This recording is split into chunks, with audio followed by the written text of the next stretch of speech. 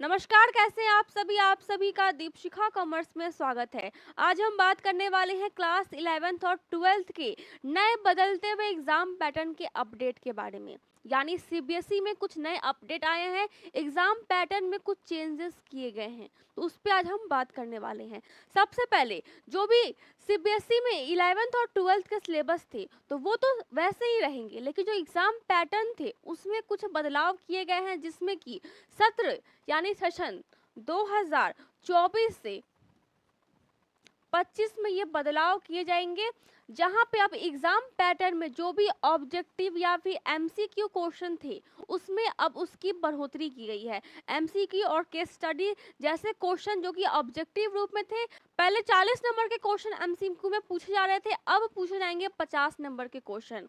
यानी अब इसका 50% पूछा जाएगा हमारा ऑब्जेक्टिव एमसीक्यू, जिसमें कि केस स्टडी भी इंक्लूड होगा ऐसे ऑब्जेक्टिव क्वेश्चन में।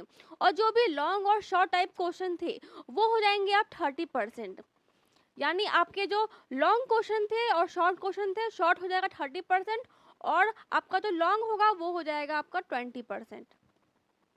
तो ये कुछ रेशियो में आपका बदलेगा, सिलेबस का एग्जाम का पैटर्न बदलेगा। जहाँ पे आपको दिखा हुआ है कि न्यूज पेपर में लिखा हुआ है, सीबीएसई के शैक्षणिक सत्र 2024 से 25 में 11वीं और 12वीं के परीक्षाओं में अधिक योग्यता आधारित प्रश्न शामिल होंगे। अब अधिक योग्यता प्रश्न आधारित शामिल होंगे, इसका मतलब क्या है? अधिक योग्यता मतलब कि आपके जो आसपास जो आप कनेक्ट कर पाएंगे ऐसे प्रश्नों से, वैसे प्रश्न जो कि आपके रटंत विद्या को दूर करके जो आपने समझा है, जो आपका कॉन्सेप्ट क्लियर हुआ है किसी भी टॉपिक पे, उसके बारे में वो क्वेश्चन होंगे। यानी आपको कोई भी रटी हुई चीज नहीं पूछी जाएगी।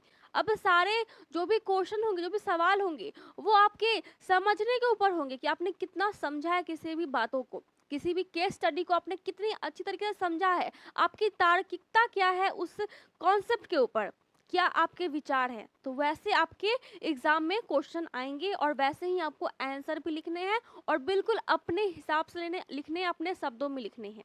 यानी कोई भी रटी हुई क्वेश्चन और आंसर को आपको याद करके एग्जाम अब नहीं देना है। उसके बाद आगे लिखा हुआ है कि एमसीक्यू बहुविकल्पीय और केस आधारित व योग्यता आधारित केंद्रित प्रश्नों की प्रतिशत 40 से बढ़ाकर 50 कर दी गई है। यानी आपको 50% एमसीक्यू और उसमें जो भी केस स्टडी आधारित प्रश्न होते हैं वो पूछे जाएंगे। फिर आता है हमारा वही लघु और दीर्घ उत्तरीय प्रश्न का प्रतिशत 40 से घटा करके 30 कर दिया गया है। यानी जो आपका शॉर्ट टाइप और लॉन्ग टाइप क्वेश्चन था वो 30 कर दिया गया है। और 20% का यहाँ पे जिक्र नहीं है, लेकिन अगर 50% हमारा ऑब्जेक्टिव होगा, 30% हमारा शॉर्ट टाइप होगा, तो 20% लॉन्ग टाइप होगा, तभी आपका 100% मार्क्स का यहाँ पे एग्जाम होगा।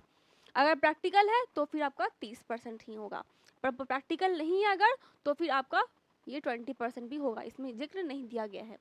फिर आता है हमारा, बता दें कि योग्यता आधारित प्रश्न की वास्तविकता की जीवन स्थितियों से संबंधित प्रश्न होंगे। यानी जो भी आपका वास्तविक जीवन स्तर के संबंधित प्रश्न होंगे, वैसे प्रश्न यहाँ पे पूछे जाएंगे जो कि आपको रिलेट कर पाएंगे आप अपने जीवन से। ऐसे कुछ प्रश्न इसमें पूछे जाएंगे, ऐसे इसके अपडेट आए हुए हैं। उच्च स्तरीय सोच कौशल और आकलन करते हैं। इन प्रश्नों का मुख्य उद्देश्य छात्रों के मूल अवधारणाओं को याद रखने की बजाय उनमें गुणात्मक और तार्किक शिक्षा को बढ़ावा देना। यानी आप समझे कितना है क्वेश्चन को और कितना आप समझ पा रहे हैं, खुद से अपना आंसर क्रिएट कर पा रहे हैं, लिख पा रहे हैं, कितना कॉन्सेप्ट को समझ पा रहे हैं। मेन यहाँ पे मूलभूत इसका जो भी यहाँ पे अपडेट है वो इसी बारे में है कि जो भी क्वेश्चन अब आएंगे वो आपके कॉन्सेप्ट के ऊपर आएंगे कि आपने आखिर कितना समझा है इन बातों को। तो उसी पे सारा आपका प्रश्न बनेगा, सारा आपका क्वेश्चन बनेगा।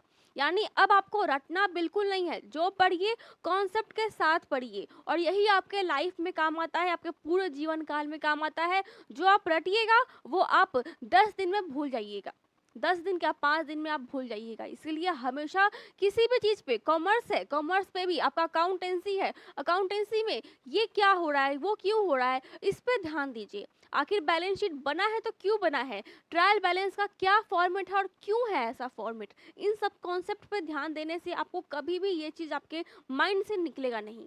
और हमेशा प्रैक्टिस करते रहिए, कॉन्सेप्ट को समझिए, उसके बाद आपके लिए एग्ज़ाम देना और भी ईजी हो जाएगा। तो फिलहाल आज के लिए इतना ही, यही अपडेट था। कुछ भी अगर और भी जानकारी चाहिए तो आप कमेंट कर सकते हैं कमेंट बॉक्स में। Thank you.